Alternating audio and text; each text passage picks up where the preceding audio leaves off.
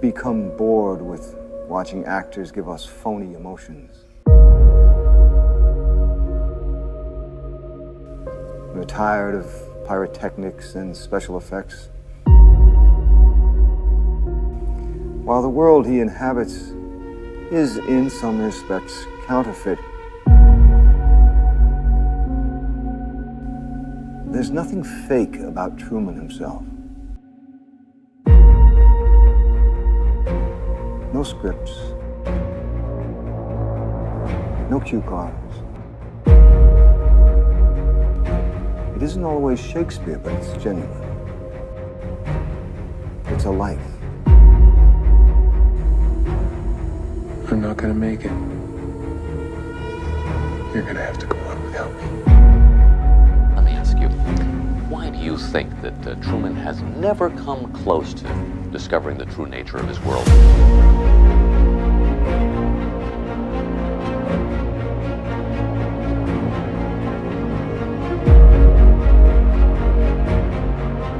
Son, we live in a world that has walls, and those walls have to be guarded by men with guns.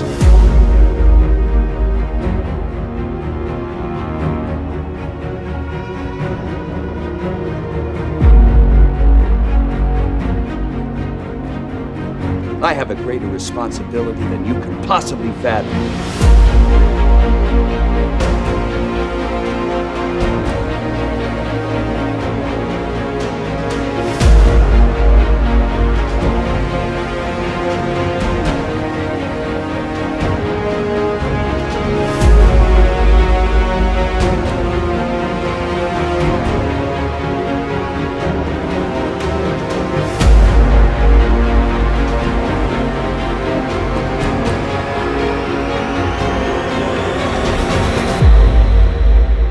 Accept the reality of the world with which we're presented.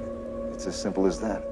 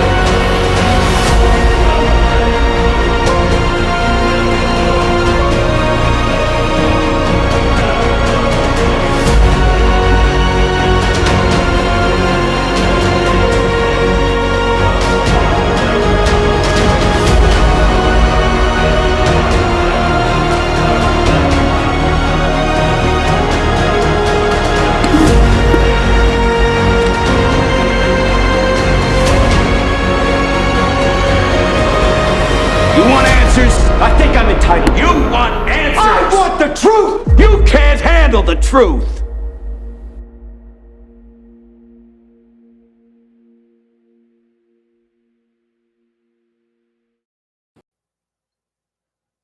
Grand day, everyone. Can I get a sound checked real quick, if you don't mind, right before we start? I want to make sure everybody can hear me. Everything's okay. I was having a little issues right before the show. Me and Rose trying to make sure everything's on the up and up. Hope everybody's doing great, though. Give me a 5x5 check, please, if it's all right. And again, grand day, shalom, and namaste, and all that fun stuff, beautiful people. Welcome to another FMX Radio Show afternoon special. We're doing it live yet again, and I got another great show ahead for you. One of my really good friends, very deep friend, intellectual friend of mine, Miss Rose 777. I'm sure you've seen her around. Let's bring her in from the back door. Hey, girl, how's it going? Hello, here we are. We made it, even though the forces of evil have been trying to tear us apart for years, it seems, especially today.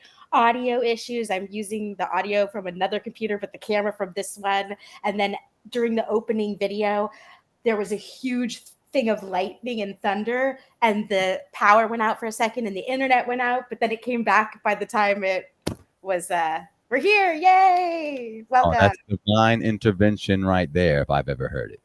Yeah. Divine intervention. Good tidings. So how you doing, Miss Rose? It's been a good day so far. It was beautiful earlier. Now we're getting some free water from God.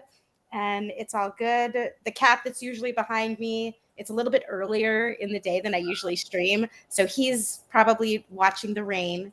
And yeah, I made a healthy snack earlier. You said you were getting a snack, and I brought a string cheese with me to eat like right before we started, and it's just, see, this is what's going on today. It's missing. I don't know where the string cheese went. I'm looking everywhere. I'm scooching this way, scooching that way. It's a mystery. I'm sure Jason will find it in like a year and a half.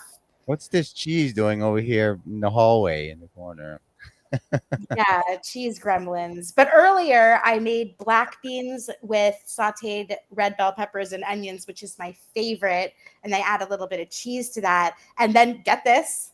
So you're thinking right now, she didn't season it, but this is how I season it to be quick.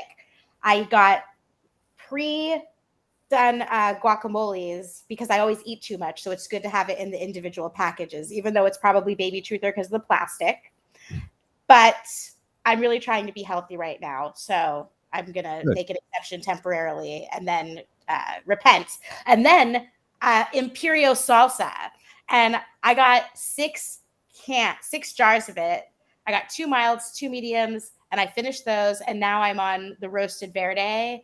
And Jason prefers the medium salsa, and I just love it all equally. Have you tried the salsa? I got a chance to try some last year, actually. It was very good. It was delicious. Good. That's good. Between that and Dave's hot sauce, man, it's a killer combo with almost any meal. Free plug right there for those two. And there you go. Check out Salsa Imperial and the Dave Wise hot sauce, Flat Earth hot sauce. They're out there. Maybe one day we'll have something. But today, I thought that we would go ahead and dive in a little bit deep. Me and Mark yesterday, if you got a chance to tune in, we got to talk a little bit about the simulation theories and our opinions on it. Just, our experience, our pieces of the puzzle of just whatever reality we find ourselves in. I like, putting those pieces together with Mark. He's a fun, optimistic type of guy. Even when he's talking about, things that we really don't know much about, which is our home, So what do you think about the sim theory? Where do you stand with that? Just curious. I don't support it. I think that we're actually here, but maybe I'm biased because I've experienced so much physical pain in my life that to imagine it being a freaking fake simulation is so frustrating. Well, and so, yeah, I need to not think about that. No, I'm just kidding. I'm just pretending. I never think to myself that I shouldn't think about anything. I can't control myself. I'll think about it anyway, but it just doesn't, I don't buy it. I think metaphorically, the Matrix is spot on 1-to-1. Like that is what they're trying to do. It's like that, but metaphorically, allegorically. So when people talk to me about the simulation theory, it triggers me in the same way that you can't really prove it either way, but the whole debate about whether the Bible is literally accurate or an allegory for the path of the sun, or God is so amazing that it's both. Why not? But as above, so below.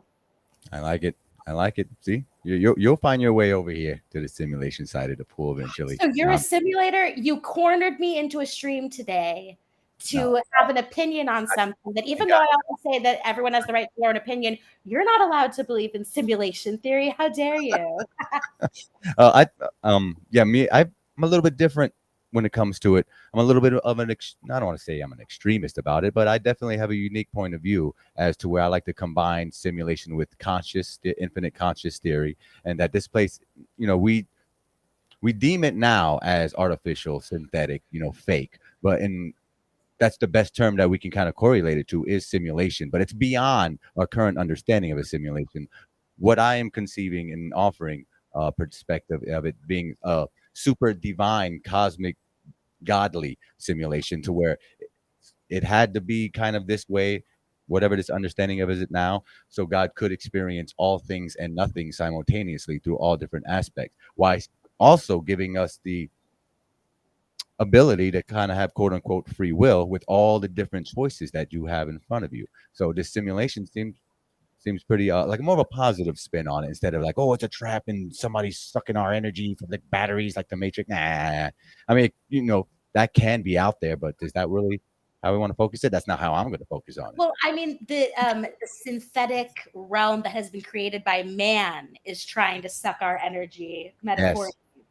Yes. Now, if we really need to make a definition of what you mean by simulation, because I could also say that we're in a simulation because we're experiencing the 3D realm as a soul spirit in a meat bag idea. So yeah, my body is allowing my spirit, soul, or however you want to look at it, to experience the physical realm right now. So that's like, in a way, a kind of simulation. But when I hear people talking about simulation theory, I'm thinking like we are in a computer game, like a grander scale of the metaverse. So could you clarify what you think about the difference between those two things? Because I think those two things are so different from each other. Different. Well, it's hard for me to say different because in my perspective of it is that it's all possible. Even the stuff that we can't even creatively think of right now is that this place is built off of a core belief of imagination, which is why they had to snack us up at such a young age. So we wouldn't have a chance to kind of come to our own realization of our reality on ourselves, thus allowing the natural creative abilities of natural man to do just that.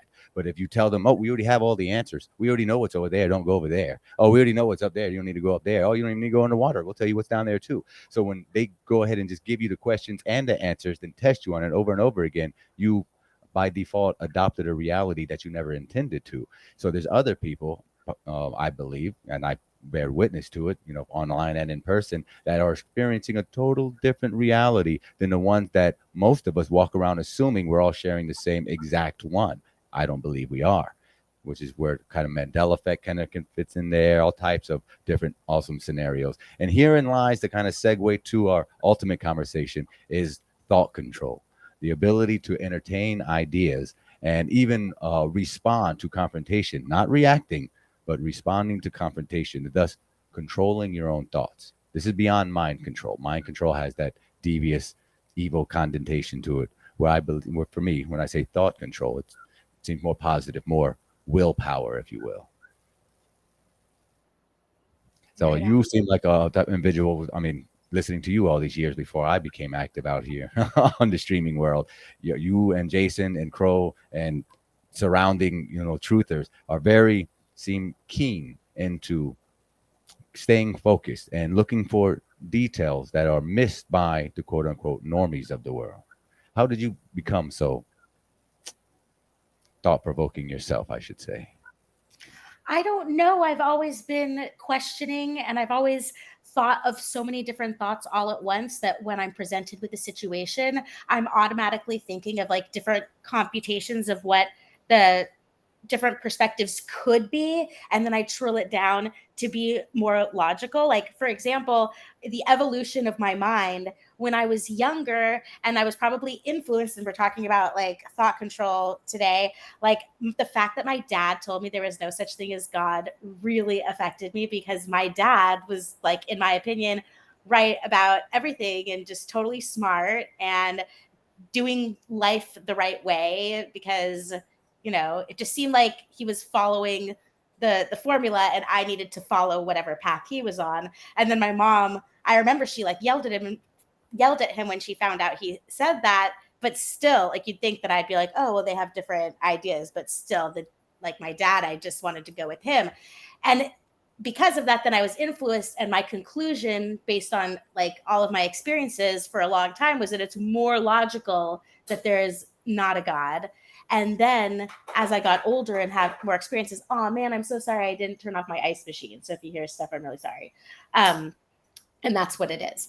But yeah, now it seems like it makes way more sense that there would be an intelligent design, but I'm forced to be kind of in like the paralysis by analysis state all the time, because I haven't had like a born again or like a metaphysical spiritual experience other than observing the love that's exploding in my heart that I always feel, and the compassion I feel for other human beings, and the idea that I believe that there's a right and a wrong. And so that check a mark on the list that there is like an intelligent design, and that we're here for some kind of reason or a lesson maybe. And that maybe that could go along with simulation theory, because like we're in a simulation to play this game and learn the lesson. So it's like, that's another example where it's almost like for the creation and or reality theories, you need to be like more descriptive. Like maybe you could add an adjective to the word simulation to get more. And this is what we all work on, is we work on adding more descriptions to our theories and descriptions, because there's always going to be someone coming to challenge it and poke holes in it. And so that's what I think that, sorry for going on so long about this, but I'm going to wrap it up right now. Please, you're doing great. Keep going. Even though he said that flat earthers were vermin and he's totally like not into flat earth, I started out on this path like in the whole anarchy, objective morality group of Mark Passio. And so he always talked about the apophatic method and figuring out what truth is by identifying what is definitely wrong. So little did I know that was really actually setting me up for globe denial. You know, globe denial is an apophatic method. It's like, I don't know what actually is. And so I always say like, oh, I'm a flat earther, because it's like my favorite way of calling myself like an anarchist who would never, wear a mask or get a vaccine. And then now there's a lot of people that are saying, oh, I don't want to say flat earth. I'm just going to say true earth. But I mean, people are going to think what they want if they don't know me. But I have no idea what's actually going on. It's all speculation. So yeah, I'm kind of like sticking in that apophatic method and being completely unmarried to any idea. And I'm excited for if we ever find something out. And if I'm wrong at it, then I'll finally get my chance to show off to everyone how good I am at saying that, oops, I made a mistake and I was wrong. And everyone should be like that too, in my opinion. Is that wrong? I think everyone should be willing to say when they're wrong. Yeah. I mean, to do that though, well, I've been learning on my journey this year that not everybody is ready to take such a jump to do such a thing, I don't know how to explain it very well, but that you have to take that leap of faith yourself, that you trust yourself enough that, all right, I know I'm wrong because I've seen the new evidence for myself, and therefore it conflicts what I used to believe. So therefore, yeah, I admit I was wrong, either publicly or silently to yourself, but that you can go forward with the new information and let it change you. And yeah, and I believe everybody should have that capability, but we live in a world where they don't. Unfortunately, we live in a world where intrusive thoughts come in, other people's opinions weigh on you, and then they get you to act outside of your natural behavior that you normally would if grandma was standing next to you and you're not going to tell a lie in front of grandma, would you? I don't know. There's probably some scum out there that would. So you got to be careful with that. Oh my gosh. This is something that's so funny. I never had close people that were in my family who were like, not authority figures, but it's different when your friends die who you partied with. You're not like worried about what they think of your behavior when they're dead. And it sucks when your friends die, and I will never get over it. But my Aunt Marcy passed away in February, and my grandpa passed away on June 1st. I was there in California, and he was 91 years old and lived the most incredible life. And every time I bring him up, I want to show pictures of him, and he has the biggest eyebrows. It's so funny. And my eyebrows, I want to grow them out and see if they could ever become like him, but I know that certain people wouldn't appreciate it.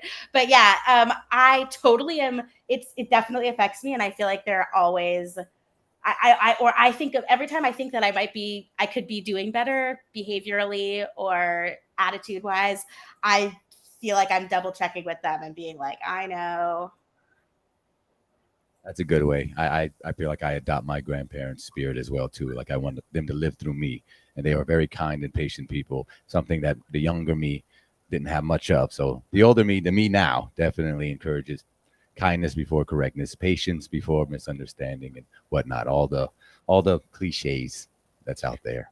Yeah. And I don't even know how it works with spirits after people die and if they really are watching over or how that works. But I've had psychic people tell me things that they couldn't have possibly known that totally blew my mind. But then other people in, theoretical conversations about what it could mean, the psychic could just be reading you and telling you what you're projecting and what you want to know. And then there's also the idea of like, oh, it's the devil deceiving you. And so I'm just open to any possibility, but it's like who knows? But it definitely, I'm okay with the fact that sometimes I act as if my ancestors are watching over me because it holds me accountable to myself.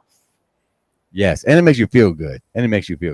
I think it makes me feel good when I think, and I put it out there because I would if I passed away, and I feel like I have before. I'm also a reincarnationist, if you didn't know. At least I am currently until I figure out something better, because I'm really big into energy. I know we're all big into energy, but I'm really big into energy, and I feel like for me, I have a really good understanding of it for me, and I wish I could take my memory or thoughts out and literally plant it in people's head, because I'll never be able to describe it as well as I feel like I need to really portray the understanding that I feel I get from it. And maybe it's a coping mechanism I self built in when my grandparents passed away, and very close friends, that I don't feel like we're done.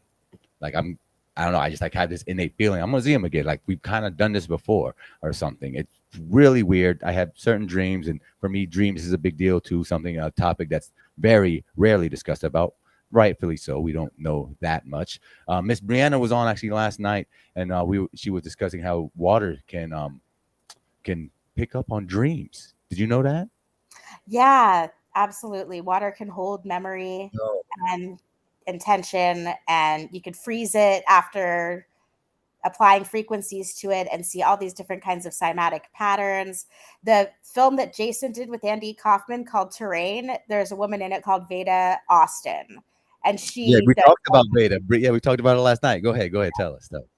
No, she probably said it all. Like she does what I just described, which is that she freezes water and she gets photographs, like really specific, interesting images that, I mean, that's the thing is, just go look for yourself. Look at the images after this interview, or pause it and go look, and you'll just see like, let's see if I can pull it up real quick. I got to be. Yeah, pull it up so you can show them. But Veda what? What was it? Veda what? What was it? Veda Austin. So VEDA AUSTIN. Yep. We'll go to our Instagram. See if I can pull this up. Share screen. There you go. So yeah, so that like this is one of them right here. Oh man, it's gonna make you log in. It's taking your data. I never. I mean, it's everywhere. Who doesn't have my data at this point? I know. Just giving you a hard time. Hey, this is one of those. I can't see what the picture is. A vase full of ice flowers. Look at that. Yeah, that one's like not as a basic one. Yeah, that's a basic one. Well, yeah, I could see a little bit of flowers in there. Oh, wow. Oh, my gosh. Wait, no. If you like put your face up to there, you can see they look like little petals when you really look up to it. But scroll down, you could see people could go look it up. But incredible images in ice based on different things that were put into it. It's like the rice experiment, where it just changes your perspective about how your thoughts affect things. Is that supposed to be? Wow. I don't even know what it is, but it looks awesome. It's like this, like a head or some type of mouth and I don't know. It looks crazy though. Yeah. Look her up. These ice photos were sent to me by the top row. Shows an entire dish of crystal graphy in both dishes in both rows. I've zoomed in on a 3-dimensional hexagon in each one to show how similar they are. Okay. Hexagons. It looks insane. It kind of looks like a headpiece. I don't know. Maybe it's just my mind seeing stuff that isn't there. But no, I'm seeing the same. I'm seeing that face, and it looks like they almost have a beak. And yeah, exactly. Like it's an open beak. Yeah, you see it. Yeah, that's the one. Yeah, it's like a little chicken. Yeah, a chicken who's mortified. Why are you dreaming of me? Yeah. Okay, well, maybe Instagram wasn't the way to go. Yeah, exactly. I know Brianna pulled up some fire ones last night. I'm gonna have to get her on the show so she can explain it. She articulated as if we were talking to this woman ourselves. It's a very awesome concept. I'm big into the Dr. Emoto's experiments back in the day, and I'm because of that, I'm very conscious about the words that I say nowadays, and to myself and other people, because look what our dreams do to water. Just our dreams, let alone your words. Much more powerful, I believe. I just put a link in the chat to an image search on Google, and I clicked on one that was close to the top that looks like a leaf, and that is what I was thinking of. You know, in my mind, I was hoping to find something like that. And if you click on the one that looks like a leaf, it opens up a Twitter video, and you're seeing the leaves form, and it's unbelievable and awesome and cool and almost looks alive, but it's just water. But it's growing like some kind of alien movie because it's a time lapse.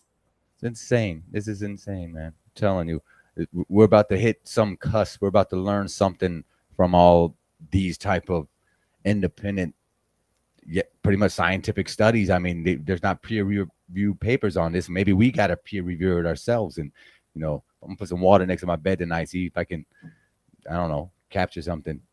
You don't need don't you need like a microscope? No, probably not. I guess not. We just watch pictures and out looking through microscope. So I don't think you need a microscope for this stuff. But for episode 241 of Coach 777 Radio, we had Ben Balderson on, and he was talking about how he was trying to do an experiment, and I don't know where he's at with this. I think he was having issues with getting things cold enough, which is just very difficult with the equipment he had. But the idea of freezing the thought into the water and then sending that water somewhere else, it getting refrozen and seeing if the message can be delivered that way. And then it really you start to trip out and think, like, if the ancients knew about this, then were they sending messages to each other through water? I like it. A bottle, right? Message in a bottle. Wow. Yo, that's a whole nother level right there. Nobody's done these movies. We're coming out with all these great ideas. Somebody have to make wow. Reality's so much stranger than fiction, nonfiction. Yeah. And I just feel better in water all the time, like or being close to a large body of water and getting those negative ions. And you could actually, I think it's cool that even water smashing against a rock at the bottom of a waterfall produces a smell of ozone because it's actually creating ozone.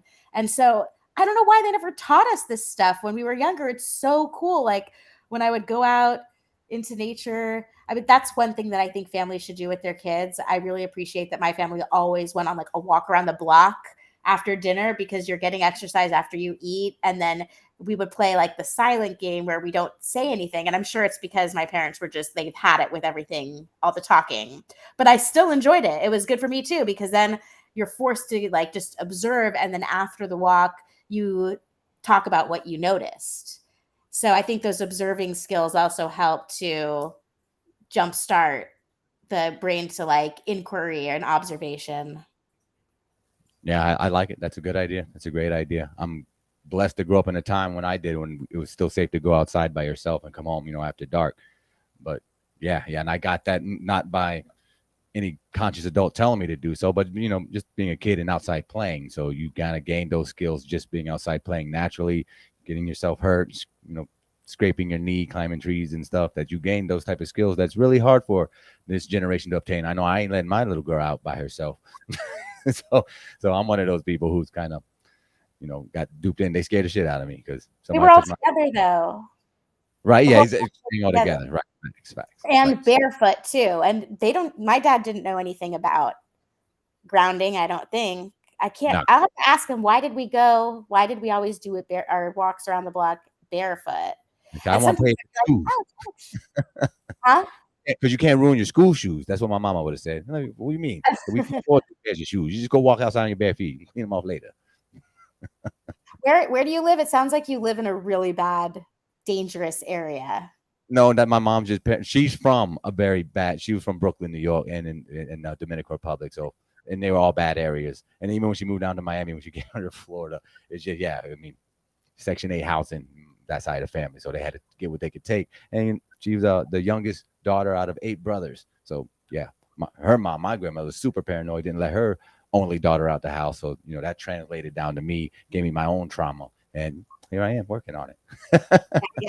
No, I went through a time when I was living in Van Nuys for a very short transitional period, and it was freaking traumatizing to just feel scared of like going out. And, you know, as soon as the sun goes down, then it just like limits your possibilities. So I definitely recall that. So yeah, that is not advice for anyone who's living in an inner city dangerous city. And don't go barefoot if you're going to step on freaking needles or condoms.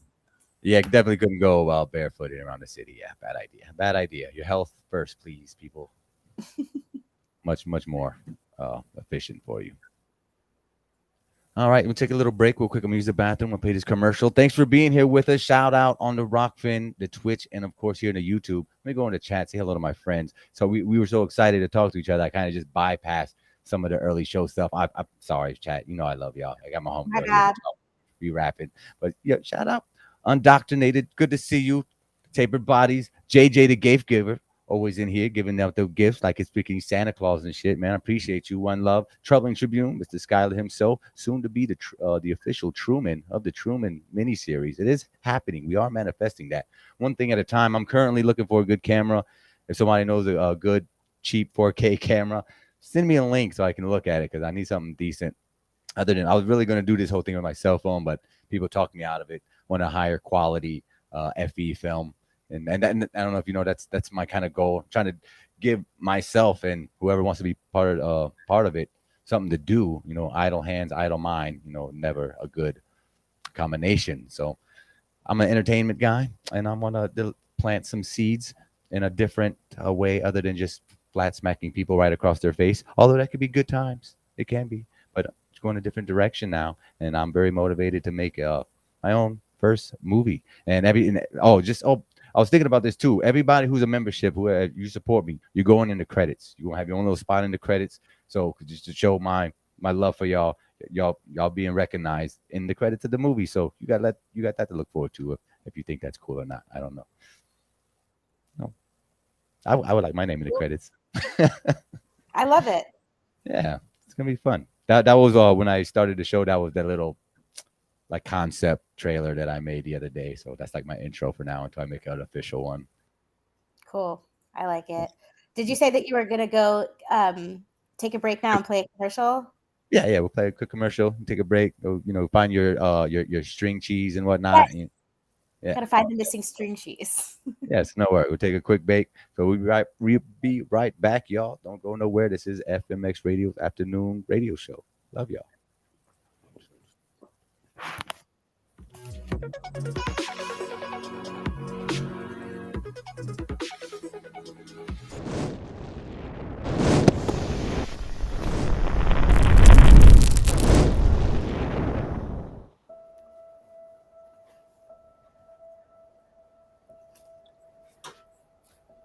Now, you see, when your identity is defined by society, you cannot resist it. You don't have the knowledge, you don't have the wisdom, you don't have the resources to understand that something's being put over on you. You cannot but help believe the definition of you as a free agent. But you believe yourself to be a free agent as a result of not being free. That is to say, of being hopelessly unable to resist society's identification of you. There's a reason education sucks, and it's the same reason that it will never, ever be fixed. It's never going to get any better. Don't look for it. Be happy with what you got. Because the owners of this country don't want that. I'm talking about the real owners now. The real owners, the big wealthy business interests that control things and make all the important decisions. Forget the politicians. The politicians are put there to give you the idea that you have freedom of choice. You don't. You have no choice. You have owners. They own you. They own everything. They own all the important land. They own and control the corporations. They've long since bought and paid for the Senate, the Congress, the state houses, the city halls. They got the judges in their back pockets. And they own all the big media companies, so they control just about all of the news and information you get to hear. They got you by the balls. They spend billions of dollars every year lobbying to get what they want. Well, we know what they want. They want more for themselves and less for everybody else. But I'll tell you what they don't want. They don't want a population of citizens capable of critical thinking. They don't want well-informed, well-educated people capable of critical thinking. They're not interested in that. That doesn't help them. That's against their interest. That's right. They don't want people who are smart enough to sit around the kitchen table to figure out how badly they're getting fucked by a system that threw them overboard 30 fucking years ago. They don't want that. You know what they want? They want obedient workers. Obedient workers. People who are just smart enough to run the machines and do the paperwork and just dumb enough to passively accept all these increasingly shittier jobs with the lower pay, the longer hours, the reduced benefits, the end of overtime, and the vanishing pension that disappears the minute you go to collect it. And now they're coming for your Social Security money. They want your fucking retirement money. They want it back so they can give it to their criminal friends on Wall Street. And you know something? They'll get it. They'll get it all from you sooner or later because they own this fucking place. It's a big club, and you ain't in it. You and I are not in the big club. And by the way, it's the same big club they use to beat you over the head with all day long when they tell you what to believe. All day long, beating you over the head in their media, telling you what to believe, what to think, and what to buy. The table is tilted, folks. The game is rigged. And nobody seems to notice. Nobody seems to care. Good, honest, hard-working people, white collar, blue collar, doesn't matter what color shirt you have on. Good, honest, hard-working people continue. These are people of modest means. Continue to elect these rich cocksuckers who don't give a fuck about them. They don't give a fuck about you. They don't give a fuck about you. They don't care about you at all. At all. At all. Man, you know? And nobody seems to notice, nobody seems to care. That's what the owners count on, the fact that Americans will probably remain willfully ignorant of the big red, white, and blue dick that's being jammed up their assholes every day. Because the owners of this country know the truth.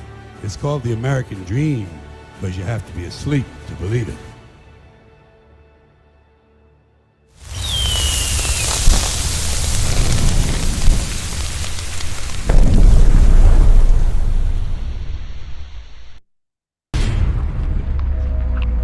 I'm FlatEarthDave.com, and you're listening to FlatManX Radio. Imagine if somebody took the whole Earth and cut out a small circle.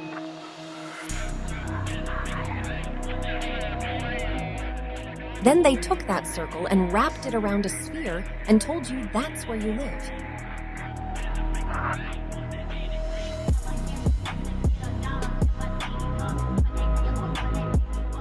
Now imagine that our world is a much larger, expansive plain with many world ponds, and they did the same thing with a small section of one pond. They cut it out and wrapped it around the sphere and said, "This is where you live. This is all there is, and you're not allowed to explore some." It's time to break the matrix of the globe Earth mind prison. They are hiding your true potential. They are hiding everything.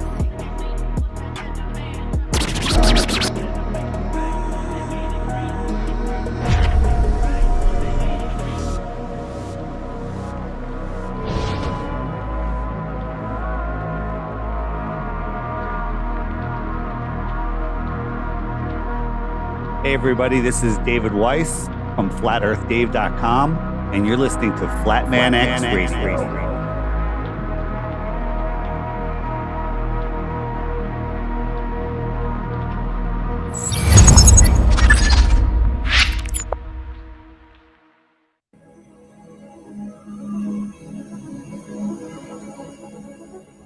We are back. We are back. Thanks for hanging out again, guys. It's been a glorious week so far. We're almost through it. The hump day was yesterday. We had an awesome conversation with my man, Mark Sarge, the one and only. And now we're here with my homegirl, Rose 777 from The Crow Show, from all the great places. Oh, I got to turn your mic on. I got you, sister. I got you. Boom. What's going on? What's going on? What's going on? I gotta bring this closer to me. I don't know why the audio. This is so crazy how I'm using this camera but listening from over here. Can you hear me okay? Yeah, it's working. It's working. We had to kind of jerry rig it today to make this work, everyone, but we found a way because there was a will. So, of course. Yeah. Do you want me to go close to my microphone and say No. To just get a snippet for later, you could get a soundbite of me saying, Oh yes, I was going to ask you to do that. 777, and you're listening to. Okay. Everybody, be quiet. This is Rose 777, and you're listening to FMX Radio. I like it. That was perfect. It kind of sounded, because you had it so close, it actually sounded like you was on a more radio. So make my work that much easier. Oh, I made it worse. The sound. No. I mean, it changed the sound, but it's in a good way. I heard it. It's gonna work right there. No, that's work. I'll rip it later. And I've been meaning to make new commercials anyway, because I got one from Austin Troubling, Brian Stavely, and I can't play those on my YouTube because I have this really awesome copyrighted music. Apparently, I can't play on here, so I got to do it over. So I'll start with yours first. So awesome! Thank you for that. Thank you for reminding me. It means a lot. You're welcome. Well, I just felt so bad that you asked me to do it, and I said, "Sure, I'll do it," and I just never did it. It's okay. It's all right. I've asked Jaron like 2 months ago, and I'm still waiting on his. But we're all busy, very, very busy people. So it's okay. Yeah, indeed. Excellent. Well, now I got some homework to do this weekend. I'm definitely gonna make update. Yours would be the first one, so that's gonna be great. Hell yeah, find something in my crates. Did you say that you wanted to shout out to the chat? Shout out, that's a good idea. Thank you for keeping. You said that you were going to shout out to the chat before. I did. No, we did that time, but we'll do it again just to show everybody our appreciation. Mad Mac, I just seen he joined in. What's up, brother? Good to see you. Thanks for joining us, Mr. Miyagi, holding it down. Good to see you, my friend. Mr. Mark Wood, my man. Dula, good to see you. Mellowdome, who the hell's that guy? Never heard of that guy. Mellowdome. Weird. Good to see you, my brother from another mother. Daryl Davis in the building. Good to see you. Just seen you popped up. My man, Lightning Turkey. Thunder Chicken. Mr. Lee himself. Good to see you. Everybody say hello to my buddy Shu, Mr. Shulu. He's a longtime friend of mine. Told him to pop on in here. He's been at his house lately. So come on here. He likes to talk about these weird and supernatural seeming looking things. So everybody welcome my man Shulu. Who else is in here? Layla, Queen. Good to see you, sister. Mojo, my man Wes Fe. Speaking of Wes Fe, let me show something. I just seen him. This is my man Wes holding down one of my designs and my Etsy store that I just opened like 2 weeks ago and haven't really been promoting that much. But my man Wes holding it down for me. This is one of my very first design I made, which is I don't know. Do you know the artist who made this design with the flat earth guy kind of walking through the dome, crawling through the dome? Flamel, Nicholas Flamel. I love you. I knew you would be able to figure it out. Yeah. So that's so I took that painting and I wrapped it around a shirt, and I'm ordering this one next, as well as I got a polo, and I also have. Let me show you the other ones that I got. Oh no, not that one. It's actually based on a woodcut. So I'm assuming that a woodcut means, I actually haven't looked it up. I've always just assumed that a woodcut means it was engraved in wood. So the colors must have been added later on. I could be wrong though. Maybe it was colored on the wood. I hope so. That would seem way cooler. But this is one of my other designs. It's just a regular tee.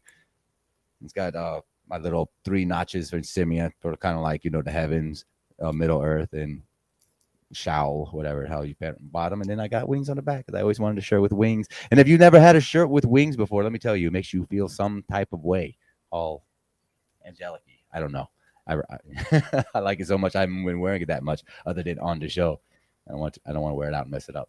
But yeah, that'd be my Etsy store. True Earth Etsy. I'm the only one on there. 1 E between the True Earth had to be different. Had to stand out. So one word, True Earth, 1 E, and no A. I know it's weird. Had to be different. Had to be all artistic-y and stuff. Stand out. You gotta make it your own. Yeah, exactly. I had to make it put my stank all over it and whatnot. But yeah, there's my little shilling, as people would say, just because people were asking. People wanted some merch. Yeah, I never thought I would have any, but here we go. Now I got some, and I like it. I think it's cool. Got my signature on it. That's it. I like the Flamel shirt a lot. I can think of several people who I think should have that. So awesome. Yeah, right, appreciate it.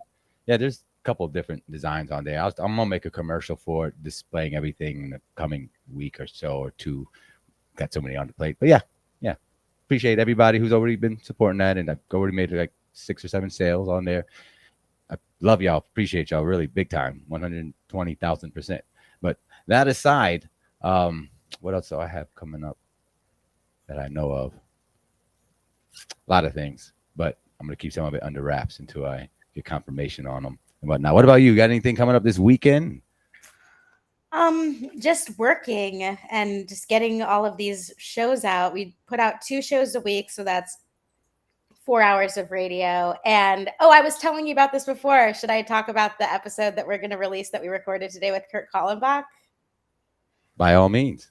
So I can't prove that there's a connection, but we recorded an episode so that if anything happens and we can show that we predicted things, that we look super cool. So we recently did another episode with a guy named Giancarlo. It's a pseudonym. It's our friend from Pennsylvania. And actually, this was the episode that he talked about being in Pennsylvania because he mentioned the Kensington Street. You know what I'm talking about? They look like zombies. Okay, hold on. Side tangent. Because of this, I was like, I have to send a video to Crow so he knows what the hell Giancarlo is talking about because it's so insane. And I wasn't sure that Crow had ever seen anything like it before. And so the video I found was so perfect because the people were all bending over in the same way. You know what I'm talking about? It's the street where it's just like an open air drug town and there's no. Yeah. And they all are bending over on the drug in the same way. And so they can't even keep their eyes open, yet they're still holding their cell phones in front of their faces while they're half about to fall down and with their eyes closed. So talk about like muscle memory, man. Isn't that crazy? So is it muscle memory or is it the phone controlling them now that they're vibrating so low? The phone's just telling them what to do. Scroll, scroll, scroll, take a piss, scroll, piss in your pants, scroll. There's a social experiment going on. Yeah. There's definitely a social experiment, another Travis stock one. What? Another Travis stock experiment going on right in front of us. I think that regionally they're doing different experiments. So every region is like a separate petri dish with its own separate regional experiment. So you could think of it like Hurricane Katrina was a regional special experiment on a certain population, socioeconomic level, and severity level, to see how people would respond under those circumstances, to see how a storm could be engineered. So there could be multiple experiments going on in the same petri dish at any time. So while they're just like seeing what would happen to all these people who are just allowed to, kill themselves with drugs slowly. And I mean, there's just like people walking around with Narcan, like trying to do the best they can to help these people. No one's trying to help them. And now there's a area like that in almost every city, I guess. So, but what was I talking about before? Why did I bring up Kensington and Giancarlo? Giancarlo was because I meant today. Yeah. Believe me, this comes together.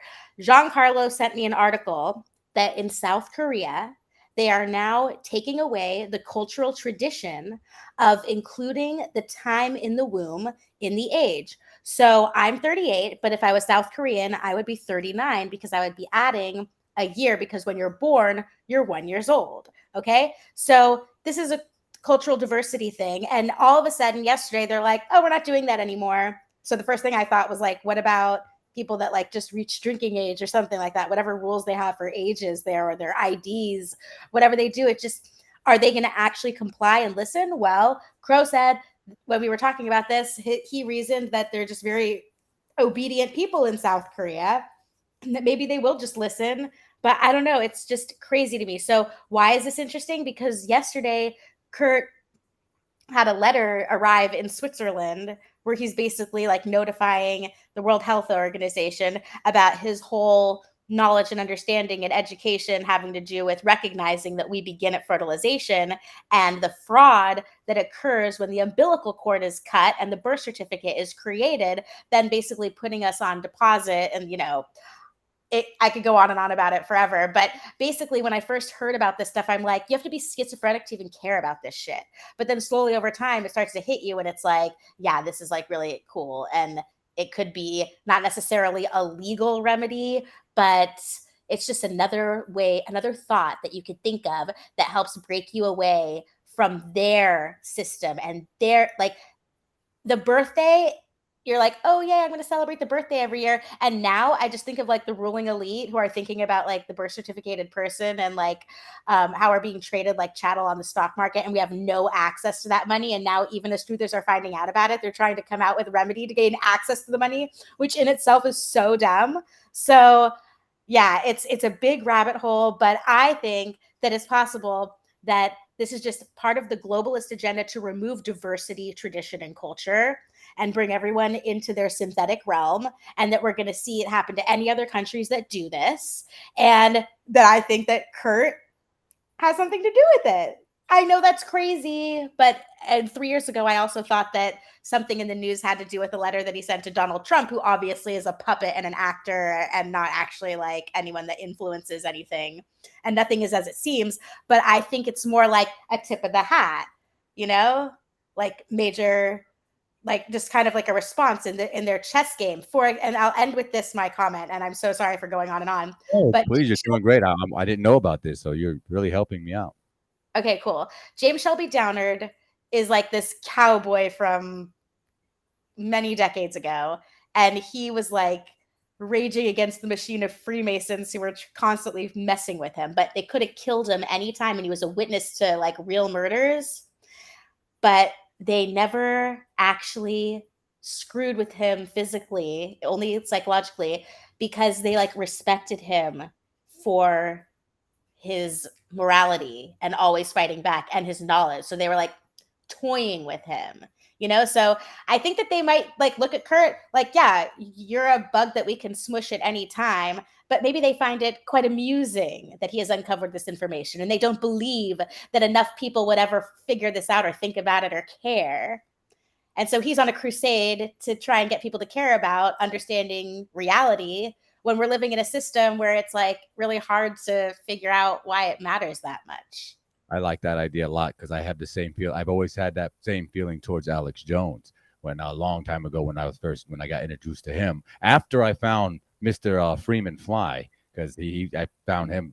Who doesn't, you know, if you're old enough, who didn't run into him first on the public access channel, 3:00 in the morning, coming home from the club? Like, who the hell is this crazy guy with that skeleton on his table talking about the Illuminati? And it wasn't until years later that I actually started looking into what he was talking about. I'm like, holy shit, this guy might not be so crazy. But then when I run into Alex Jones and then his viral video back in 2000 when he infiltrated Bohemian Grove, and those of you listening who've never seen it, it's a pretty awesome spectacle that he was able to get supposedly undetected inside this 27,000 acre redwood forest in California and get inside one of these cremation of care ceremonies for a few days, apparently recording things at the hip line, hidden cameras on his collar or something like that. It was always these awkward angles, but he got some pretty telling and spooky footage, at the very least eerie. And I always felt like he was legitimate as much as he could be, but just like you explained, that I believe he got stepped to with kind of the carrot and the stick, as it were, and was like, you can keep going what you're doing, but nobody's going to believe you. And the ones that do believe you, they're not going to be able to do anything about it anyway, because there won't be enough of them that believe you, because all they want, and most people have a good enough life where they don't want to give it up for the unforeseen or random chance that it's going to be as good, if not better, by destroying the system that they become so complacent in. You feel me? You feel me? Hell yeah. Sorry. It's okay. Frog in my throat. Yeah, drink down some water for that cheese. I know. That's why I turned off my cameras, because I found the cheese and I just wanted to take a bite. Yay. Yeah. So yeah, gosh, man. I think I should probably head out in like maybe 15 No, don't worry. minutes. Is that cool? Yeah, totally. Yeah, I wasn't actually even for sure if I was gonna be able to do a show today, because I was gonna get some editing done. But when you said you was available, I'm like, oh yeah, we're gonna do it. We're doing it. We're running it. that was the gunshot I needed. So off to the races, and that's fine. I wouldn't mind cutting a little early tonight myself, so I can get some more commercials done. Rip that sound bite that you just pleasantly gave to me earlier, and yeah, start making some more high quality content to show off for all my good listeners and supporters out here. I want to do more. This has been very motivating, keeping this momentum going from day to day, hanging out, getting to know y'all getting to know me. It's been great. And that's right, we have Glowbusters Tech at 7. Thank you, Miss Karen. I would have been very, very pissed at myself if I would have forgot that, because my homeboy Troubling's going to be over there, of course, Zach and Cammy, and they're always giving out gravy every week for free, y'all. Come on now. That's what you can't, you got to buy. People go to school and pay tens of thousands of dollars for the stuff that they're dropping on you for free, and then taking it past what they would give you in school. So, I mean, that's the best bang for your buck you can get. You know what I mean, Rose? Yeah, they are awesome. I love you, Karen. I love you, Cammy, and everyone in the chat and everyone involved with, working hard to keep a positive let's all try and keep positive attitudes and work together despite our differences, and try and fight against the goal of the ruling elite, which is to divide the people that would be the strongest together. Couldn't have said it better myself, because love it. I love it. Gonna have to have you on here again, because you match my energy when it comes to this, putting out positivity. And that's why I've been listening to you and Jason for so long, because y'all have always been about that life. And I'm glad that I get to be about that life now. I'm gonna put my voice out here on the record to say, yes, y'all all are worthy. You're all loved, and you're all very much appreciated, especially here on my little corner, dark corner of the internet, the FMX Radio afternoon show hour, whatever we're gonna call it later. But yeah. Yeah, for sure. Oh, wait, I want to say another thing that's in the Giancarlo episode. The reason why I brought him on, and they didn't get to it till the second hour, which is annoying, because I always want my favorite stuff to be in the first hour so that more people hear it. But Dubai. So Giancarlo, he has like tons of businesses, and he's recognizing that everything is probably going to shit. And there's no way for people to become wealthy in America anymore. And it's also hard to retain your wealth if you're going to factor in inflation and the destruction of the dollar and everything that's coming. And so he's like recommending to everyone, move your businesses to Dubai. And you're thinking, oh, that doesn't apply to me because I'm not a whatever hedge fund or like pharmaceutical. I don't even know. Maybe I should have said pharmaceutical, but like whatever you're thinking in your mind that would be in a business in Dubai, what Giancarlo was saying is that anybody who's freaking creative, anyone who wants to be an artist, would be extremely successful in Dubai. And 80% of their population isn't even from Dubai. So like the 20% that's there is just like super, super rich. And then everyone there who's working is from like another place. So they have a lot of opportunity. And there's all these perceptions about the Middle East that people might be applying to Dubai, especially because of the way they dress with the headdresses. And you think like, oh, like they're not nice to their women. And they're like, women look like freaking gangsters, and they're obviously like out there controlling a whole bunch of business and like highly respected.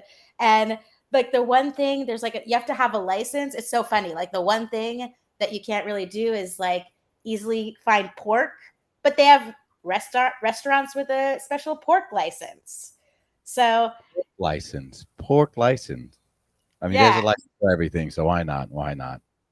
I know. But yeah, there's like a dictator, a guy that just is in charge of everything. King of Dubai. Yeah, and they just own everything and control everything. All the 20% is rich, and it is a better life there than here. And the crappiest place in Dubai, like the worst area, reminds Giancarlo of like a place where people vacation back home in Italy. He said Porto Dubai, and I was like, oh wow. So he wasn't kidding. And he goes into the whole thing about Dubai. So just look up Dubai and like look into how their lifestyle is, and just, it's interesting. Find out how you guys can accumulate wealth by starting a business in Dubai. I'm down with that. If somebody want to throw $1,000 down with me somewhere, we could start a business in Dubai from over here on the west side of the world, at least compared to over there anyway. I'm down. My mind's open to all type of potential opportunities and prospects. I'm really trying to, do the things I preach, walk the line, and, was as it were, and not just say positive things, but do positive things. And I'm all about making more money, and with good terms, so we could do better things as a community. It's going to be hard to go do better, bigger investigations, go sneak into the North Pole or South, whichever team you want to ride with, broke. It's going to be real hard to do that broke. So we do need some money, and Doobies in Dubai, my man Rasta Bear put there. So, yeah, that could be a business name. You and Daryl Davis and Thunder Chicken, Doobies in Dubai. It'd be a whole new business. I've always liked the business model of Blunts and Coffee. You see that one, Blunts and Coffee? It's a trailer. Yeah. What is the business model? Just that you eat them and drink that you eat. You mean like a restaurant that does the two things? Kind of even better. It's like a fast food truck that you could pull around with a truck, and then you just pull up somewhere on the side of the road, and you sell them a blunt of coffee for $5. I think it'd be great. Yeah, for sure. And that's like goes back to the whole idea of the coffee shop in Amsterdam. So you can't have marijuana and alcohol in the same building in Amsterdam. I don't know why. Like maybe they think the idea is that if you do the two together, you're gonna get your DUI or get in an accident. But you can go to the coffee shop and get your coffee and whatever you want on the menu, and then you go to the bar for the alcohol. Yeah, you don't want to be mixing your spirits. You know, your smoking spirit, your drinking spirits. You know, bad things happen. That's for sure. So I can't stand the taste of alcohol. I just can't get into it. If I could just magically become drunk without having to do the process of tasting the alcohol and drink it, I would totally do it. Well, Elon Musk made a pill for that. What? Someone made a pill? I'm just kidding, but he probably will. Yeah, I have too much responsibility and I'm too busy to get drunk. But oh my goodness. Can I make a statement about making money? I think it's also part of the ruling elite agenda to get truthers or critical thinkers to think that somehow it's bad to accumulate wealth or make money. That is so dumb. Everybody should try to be as successful as possible. Be all you can be. The sky is the limit. The important thing to remember is that you want to provide value and help people, and you don't want to make your money by screwing people over or lying. You know, it's just common sense. And so, yeah, of course, I think that it's a great thing to create merchandise for your podcast or have a paywall or just have a way for people to support you so you can continue doing what you're doing. And if people don't like what you're doing, then they don't support you and just leave it at that. Who gives a shit? Yeah, I agree. That's what I live that's my life by. It's definitely a lot more smooth sailing when you just kind of, it's not even go along to get along. It's literally just putting your energy where it's best used. And if you don't feel like your energy is best used viewing somebody's content you don't really vibe with, well, then you remove your energy and place that attention somewhere where it feels more in line with your spirit, soul, or frequency. And I'm really honored that so many awesome people are aligning with mine right now. And I get every time I'm on here, I can't tell you how grateful I am to have the support and the conversations, the comments, the people showing up, and the great friends like yourself, Rose. This has been quite an experience for me. And thank you all. It means a lot. Thank you, man. Thank you. I mean, imagine a world where all the dumbest, most immoral people have all of the wealth and the money, and then all the smartest critical thinkers are poor and they can't focus on anything except their survival. That sounds dumb. I'm with you there. It does. And it sounds just harmful, you know, to any soul, really. You know, we deserve abundance. We deserve freedom. You deserve great health, and you deserve great mental health as well, something that's not really spoken too much, even in our community, but it's just as important as your physical and spiritual health, your mental health. You need all three, mind, body, and soul. You need all three to be as balanced as possible. Yeah, that's where altruism comes in. And I promise to everybody out there who doesn't already know that when you give and you try to help people and you realize that other people's success is your success, then you're going to feel like you're getting so much out of that. And if you feel like you have to fake it till you'll make it and like fake like you like helping people, try that and then get back to me and tell me if you naturally start liking helping people. And if you just continuously hate helping people, then I just don't know what to tell you. Good luck. Good luck. Nothing we could do for you at that point. You know, you're in God's hands, as it were. If you're that far down the hole. Yeah. But no matter how shitty your situation is, that actually is a great time to just figure out how you could do something for someone else. Because that will feel, if you can't figure out how to help yourself because you're feeling terrible, then that's something that you could do to make yourself feel better. MLM, multi-level marketing. I'm so sorry if that's not what you meant. What you talking about, Troubling? Is that what you mean? That's what I think too. Is what I think of when I see MLM. Yeah, Mainline morphine. I'm sure he'll clarify that. He's pretty on point with things. Yeah. I'm gonna guess that he has somewhere between a 45 and 110 typing speed. So it should be an approximate. Yeah, I was right. Of course I've heard of it. Why do you think that I would be good to try your product and possibly join your multi-level marketing? What is it that you're selling, Troubling Tribune? I actually, oh, hey, David, what's up? Kelsey is an MLM. Kelsey sells her MLM product in her salon. So it actually really works because her customers are going to be like, hell yeah, I'm going to you buy the product that you use on me and you suggest. And it's called Modern Natural. And I tried using it for like 2 years, and I just don't think it did anything for my Jufro. Like curly hair, and I would have to spend like $200 a month to use enough of the conditioner. But Jason's hair is straight, and fine. So he has beautiful hair. I mean, we all have to admit he has very beautiful hair.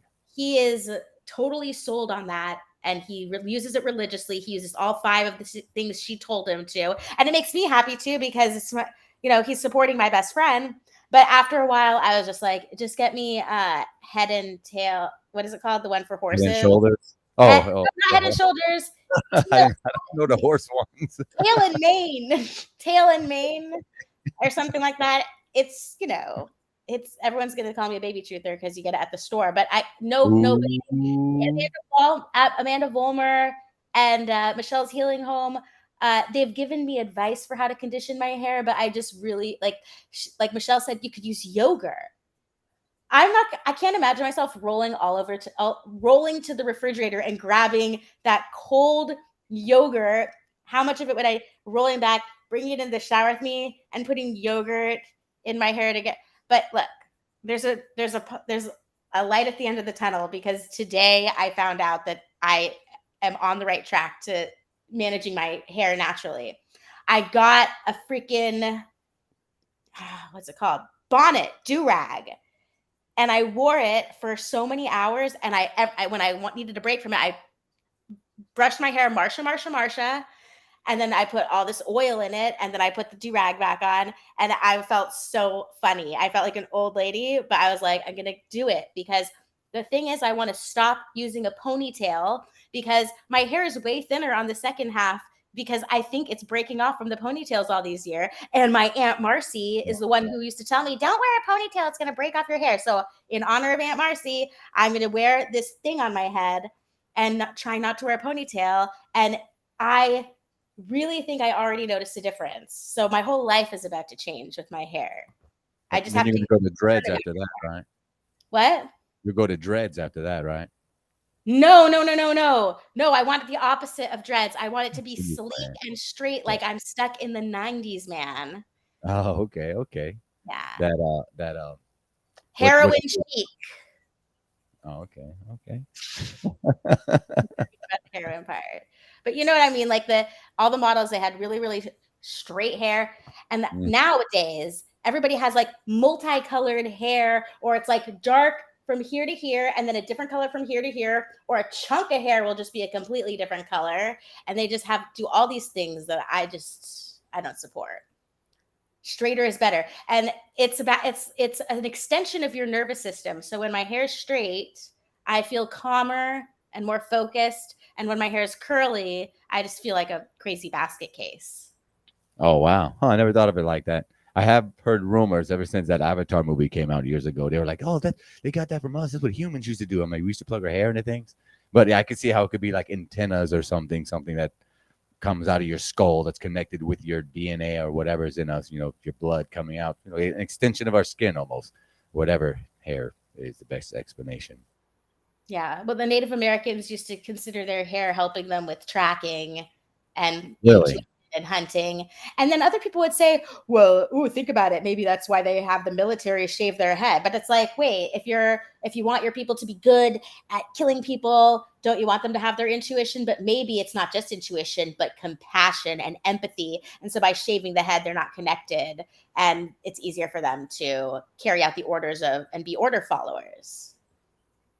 Kind of similar to the Samson story from the Bible a bit. Tell me about it, because I don't even know what that is. The Samson story? Samson? No, I No way. Oh, I it's one need of my- to force me on a stream to learn about the Bible. I already did Adam and Eve with Ceiling Fan Man. I don't know much about the Bible, so tell me about Samson. Well, I'm not a big expert on it, but I am familiar with a lot of the stories, because for me, that's one that's got some of the best stories in there of all time. Matter of fact, yesterday, me and Mark were suggesting that somebody needs to make a Tower of Babel story, which if you don't know that one, I'll tell you that one too. But Samson, very simple to put it blatantly, because it has to do with what we were talking about with hair, that God blessed him with power because of his hair. And make a long story short, he wouldn't tell anybody, obviously, of his Achilles heel, his weakness, until eventually he met some broad, I forget her name, Jezebel or something like that. And she tricked him to tell him what was his weakness is after a while, which was his hair. And they, somehow roped him up. They got him drunk, roped him up while he was all messed up, shaved his head. And eventually they were mocking him. The hair grew back and he destroyed temples and whatnot. That's not the whole story. It's a really good one, though, but it correlates what we were just talking about. And I've had a lot of long hair. Actually, just 2 years ago, I had the hair down in my stomach, and my second time in my life I've done it. And it does feel like I feel heavier. It gets hotter, but that's more energy, right? More heat, more energy. So there's something probably to it. Something. Yeah. I think there's something to it. That's cool that you had long hair. Yeah, I can't really seem to grow my hair longer than what it is. It just always stays the same, and then I feel like I have to trim it.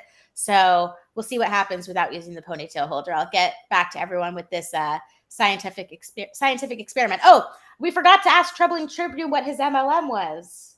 Did he ever say? He did. No, yeah, it was the multi-leveling, or what he was doing. Yeah, he asked me if I've heard of it. Yeah, it was multi-leveling, you're right.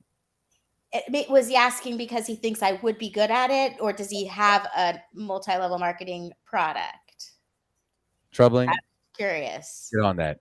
What do you need, Troubling? What are you trying to say? You just trying to brag about your MLM?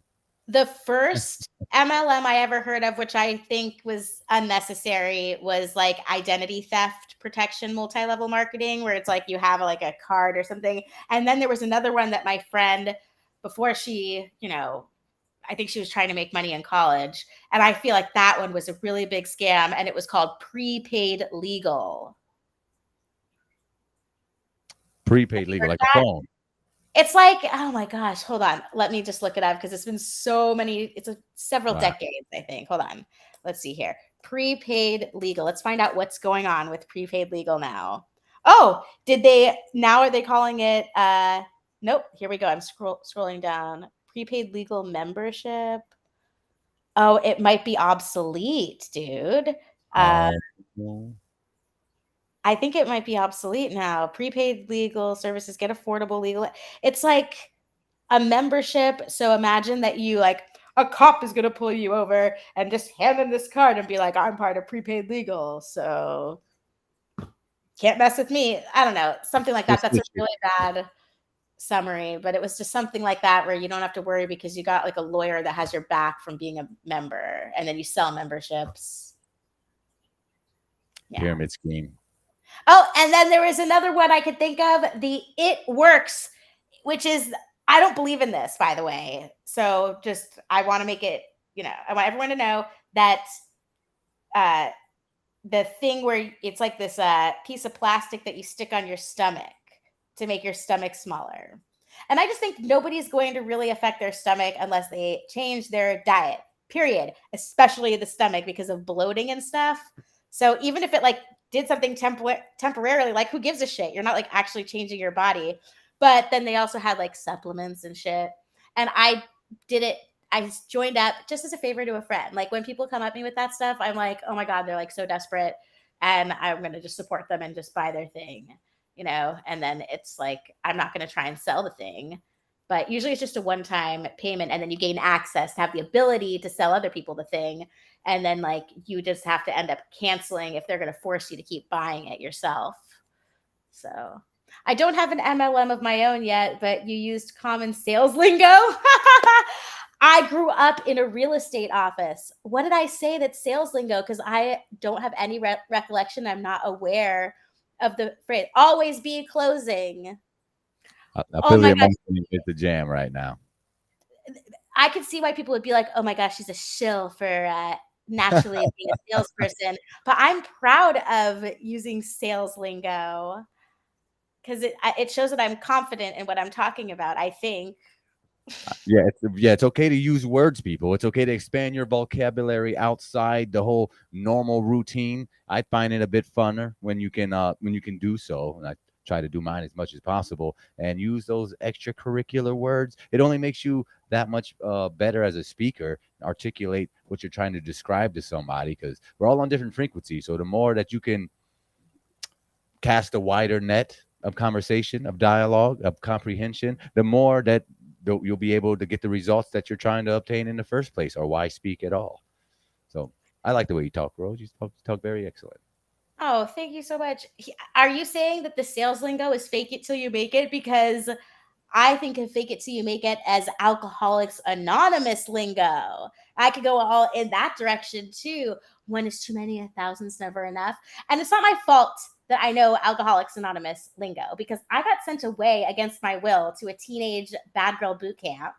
And you do AA in there. And so obviously, since I'm a teacher's pet and I looked at it as survivor, but instead of trying to stay on the island, I'm trying to get off and go. And it was so crazy because I did such a good job. But then I found out I couldn't go back to my own environment and had to be sent to halfway house in Montana. So I was like, damn it, now I have to overcome this. So I had a different strategy at the halfway house and got kicked out instead of graduating quick. But anyway, AA is so repetitive that it caused me to start researching cults and brainwashing. So there we go. We're back to our. That's how you did it. That's where it all started. I was wondering how it all started. So anybody who wants to look up cults and brainwashing, I always looked into this writer named Ronald Enroth, who's a professor at Westmont University, which is a Christian university. He just wrote a number of books on the topic. Is that with an I or an E? Ronald Enroth, Enroth. And so he took the time to look into this stuff. And yeah, I think I lied in college, and they were requiring us to put in our bibliography an interview. And I just said I interviewed him. Like, you know how you need like 2 books and like a magazine article, and like you have to fulfill the formula so that you can get an A? And a free pizza? I don't like that shit. And that's why the college was turning me into a bad, immoral person. So I didn't jive with following their rules in order to get an A. And I remember in a philosophy class, the teacher kept fucking with me when I would go to his office hours because I just wanted to make sure I was going to get an A. I was going to get an A. And he kept saying that I needed to like simplify my thoughts more. And he was probably right. But I didn't want to. I didn't want to simplify my thoughts. So just fuck it. Fuck college. I feel that. They made me lie on my bibliography. I didn't have time to find someone to interview just to add it as a citation on a bibliography or works cited page circa years later when I went back to school.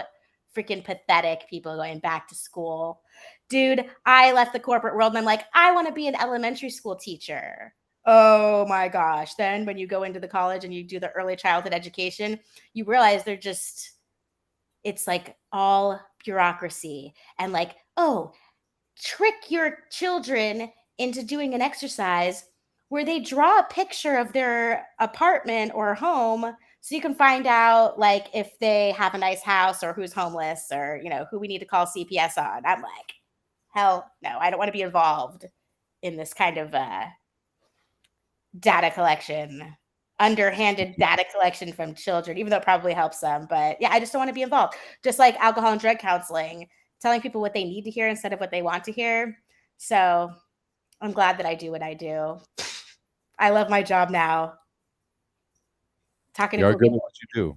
That is excellent. You definitely inspired others, myself included, to come out here and share our adventures, our experience, the things we learn, and hopefully it helps other people. Because I know just a few years ago, I was a listener, like so many people here, listening to talk to Crow and Jason, and like, what? That's crazy. These people are crazy. How they learn about all this stuff? And here I am, a believer in craziness too. What a realm! What a fantastic realm and reality we find ourselves in here.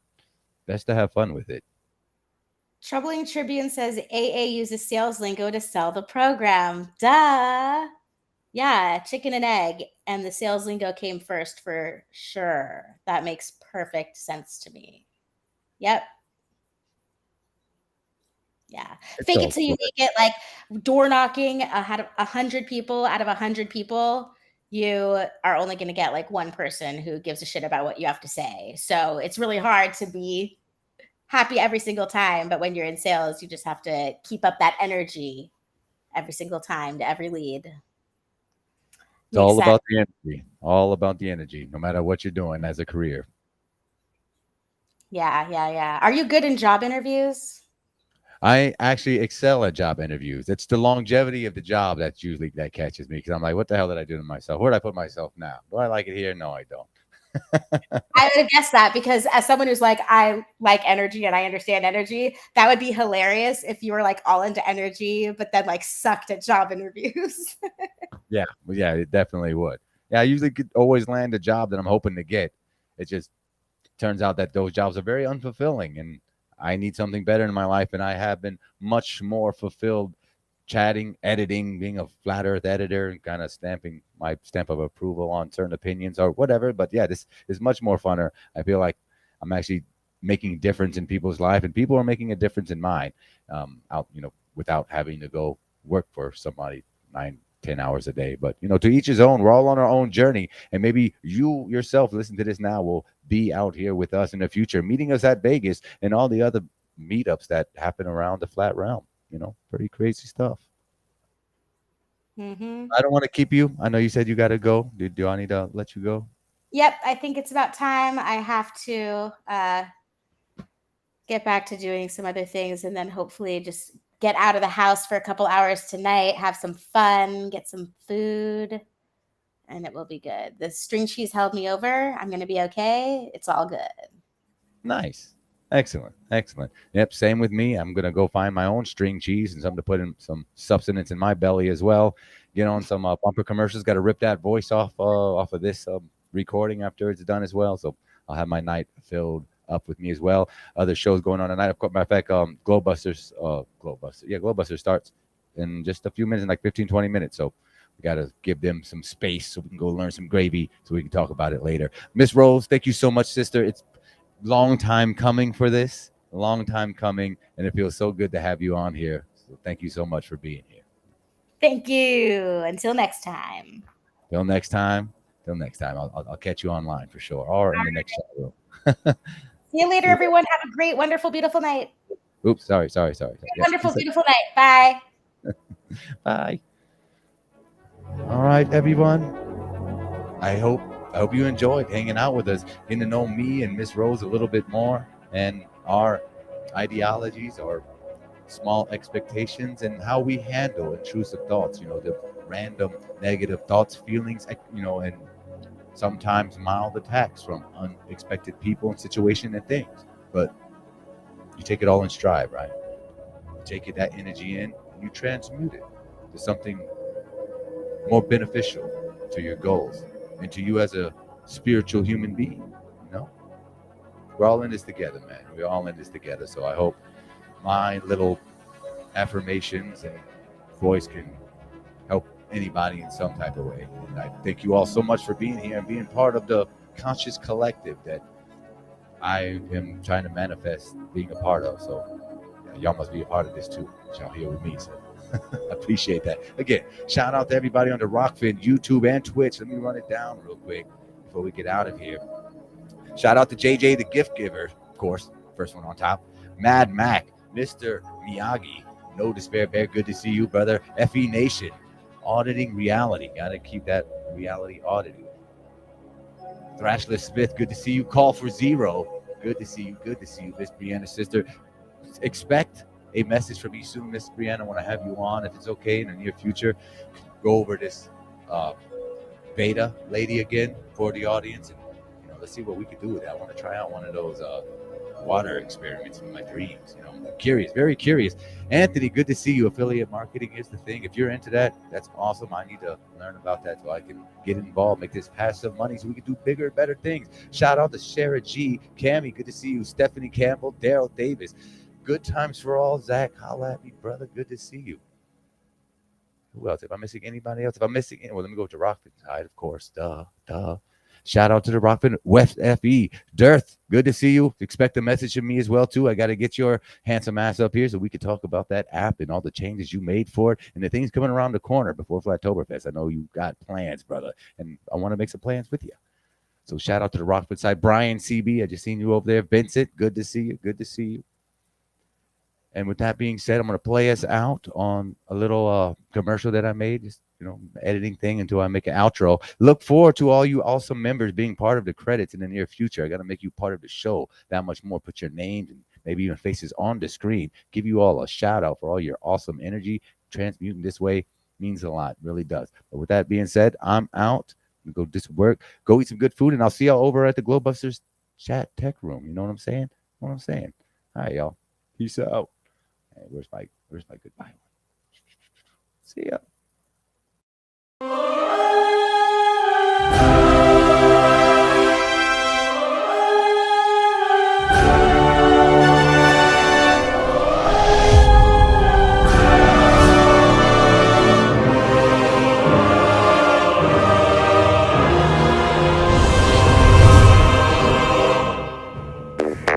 I am not Morgan Freeman.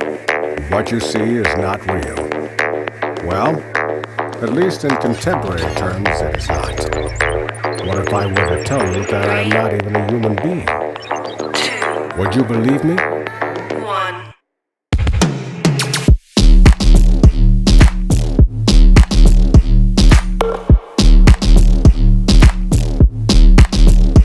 What is your perception of reality? That is 10, 9, 8, 7, 6, 5. We have to go from ready to start. 2, 1, 0. Booster ignition and liftoff of Shuttle Endeavour with NASA's final space station crew compartment that brings a bay window view to our celestial backyard.